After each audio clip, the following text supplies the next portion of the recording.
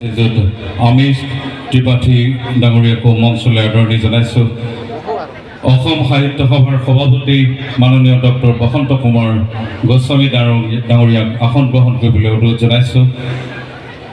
উচ্চ শিক্ষা সঞ্চালক মাননীয় পমী বৰুৱাকো মঞ্চৰ আসন গ্ৰহণ কৰিবলৈ অনুৰোধ জনাইছোঁ আৰু অসম প্ৰকাশন পৰিষদৰ সচিব মাননীয় শ্ৰীযুত প্ৰমোদ কলিতা ডাঙৰীয়াক মঞ্চৰ আসন গ্ৰহণ কৰিবলৈ অনুৰোধ জনাইছোঁ।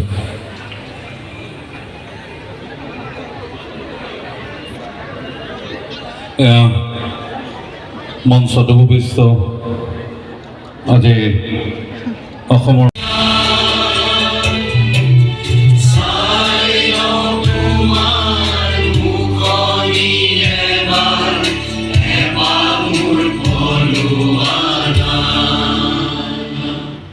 ধন্যবাদ। মাননীয় শিক্ষামন্ত্ৰী মহোদয় ডক্টৰ ৰণোজ পেগু ডাঙৰীয়াকো কিতাপৰ টোপোলা আগবঢ়াব। আজিৰ অতিথি মাননীয় শ্ৰীযুত আমিষ ত্ৰিপাঠী ডাঙৰীয়াকো এই গ্ৰন্থৰ টোপোলা আগবঢ়াব।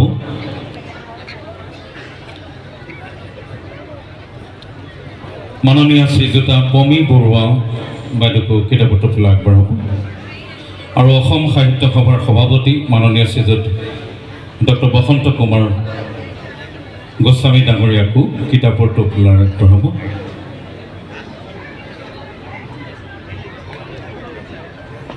আজি অসম গ্ৰন্থমেলা গুৱাহাটীৰ আদৰণি ভাষণ আগবঢ়াবলৈ অসম প্ৰকাশন পৰিষদৰ সচিব মাননীয় শ্ৰীযুত প্ৰমোদ কলিতা ডাঙৰীয়াক অনুৰোধ জনাইছোঁ। সন্মানীয় শিক্ষামন্ত্ৰী ৰণোজ পেগু ডাঙৰীয়া, প্ৰকাশন পৰিষদৰ উপসভাপতি শ্ৰী সুমন্ত চলিহা ডাঙৰীয়া,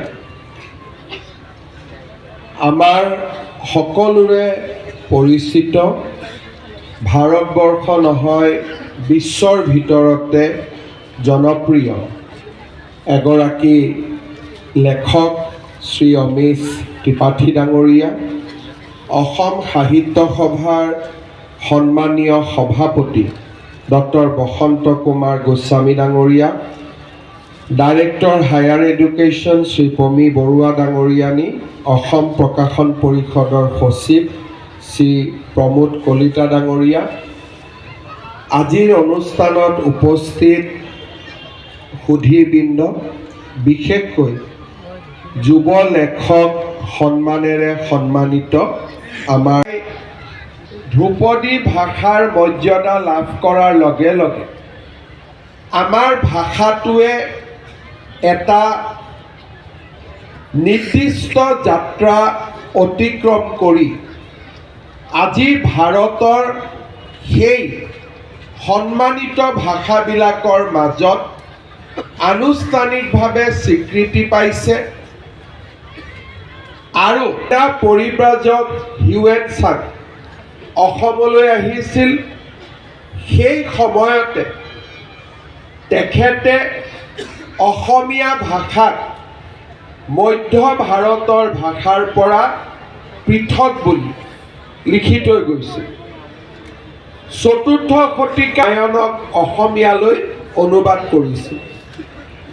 অসমীয়া ভাষা কেনে ঐতিহ্যৰ ভিত্তিত প্ৰতিষ্ঠিত সেই কথা ইয়াৰ পৰাই অনুমান কৰিব পাৰি যে সমগ্ৰ উত্তৰ ভাৰতৰ ভাষাবোৰৰ ভিতৰত মাধৱ কন্দলীৰ ৰামায়ণখনেই হৈছে প্ৰান্তীয় ভাষালৈ অনুবাদ কৰা প্ৰথমখন গ্ৰন্থ।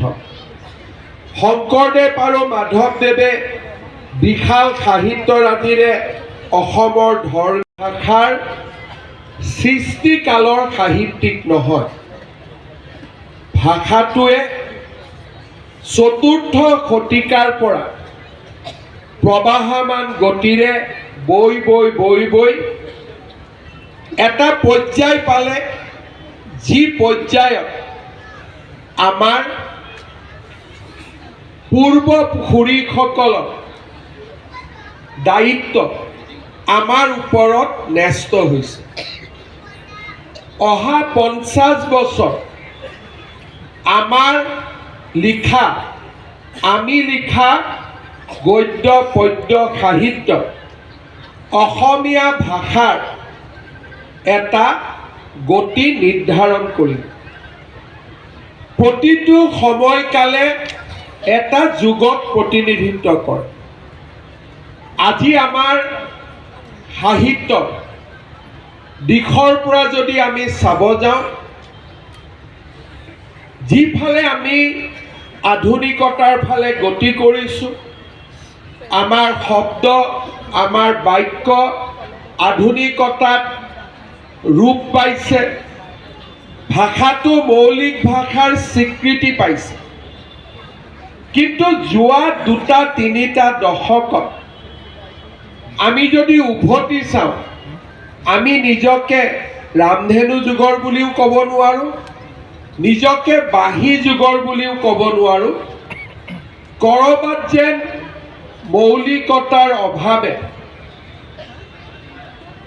আমি অৰিহণা যোগাব পৰা বা আমি সৃষ্টি কৰিব পৰা এটা নতুন যুগৰ আমি সৃষ্টি কৰিব পৰা। বীৰেন্দ্ৰনাথ ভট্টাচাৰ্যজী, মামণি ৰয়চম গোস্বামী, ৰংবং তেৰং, কাঞ্চন বৰুৱা, সেই পৰ্যায়ৰ পৰা যেতিয়া আমি নতুন সৃষ্টিলৈকে আহোঁ, ক'ৰবাত যেন আমি শূন্যতা অনুভৱ কৰোঁ। প্ৰতি বছৰে এজন যুৱক লেখকৰ লিখনিয়ে জাতিটোৰ মাজত খলকনিৰ সৃষ্টি কৰাৰ প্ৰয়োজন আছিল। কিন্তু যোৱা কেইবাটাও বছৰত আমি সেই খলকনিৰ সৃষ্টি কৰিব পৰা, কাৰণ এতিয়াও আমি লেখনিবিলাক বা আমাৰ সৃষ্টি আমি মৌলিকতাৰ পৰিৱৰ্তে আমি এটা ৰিয়েক্টিভ, কোনোবাই কিবা লিখিছে তাৰ ওপৰত আমি ৰিয়েকশ্যন কৰিছোঁ, সেই পৰ্যায়লৈকে আমি নিজক লৈ গৈছোঁ। গতিকে পাছ কৰাসকলক আমি অভিনন্দন জনাওঁ, ফেইল কৰাসকলক অহাবাৰৰ কাৰণে শুভেচ্ছা জনাওঁ।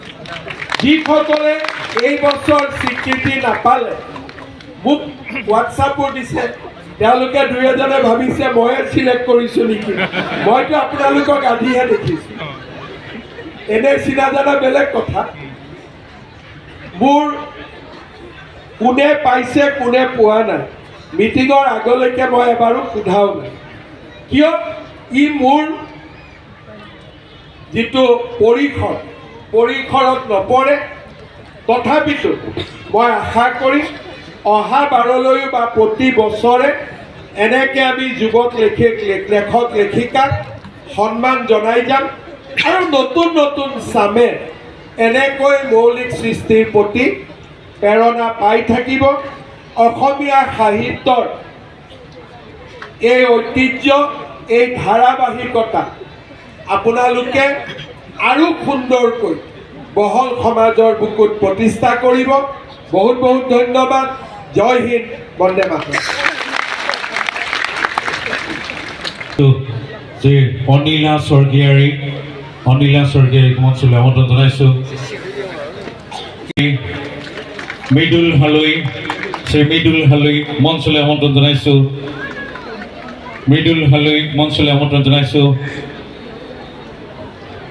শ্ৰী তপন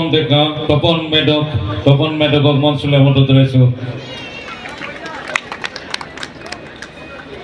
শ্ৰী তপন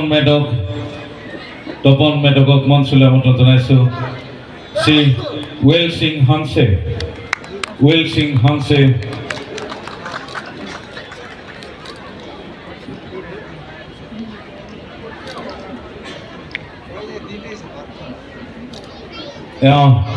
শ্ৰী ৱেল সিং হানছে।